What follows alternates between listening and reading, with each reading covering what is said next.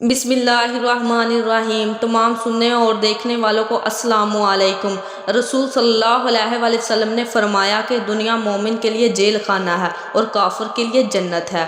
دنیا مومن مسلمانوں کے لیے جیل خانہ اس طرح ہے کہ مسلمان اگر بادشاہ بھی ہو پھر بھی اس کو دنیا فانی سے خطرہ رہتا ہے۔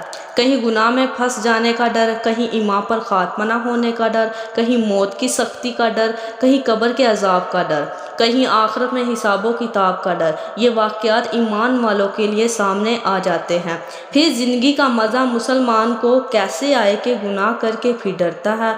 بس جیل خانے کی طرح کہ اس میں آرام نہیں ہوتا، اسی لیے مسلمان کو دنیا میں آرام نہیں ہوتا، یعنی خدا کے ڈرنے سے آزاد نہیں ہوتا۔ اور کافر کے لیے دنیا اس لیے جنت ہے، وہ آخرت کو اور اللہ و رسول کے حکموں کو نہیں مانتا، بے فکری سے جو دل میں آتا ہے کرتا ہے، مزے اڑاتا ہے، جس طرح بھی دنیا کا مال ملے حاصل کرتا ہے۔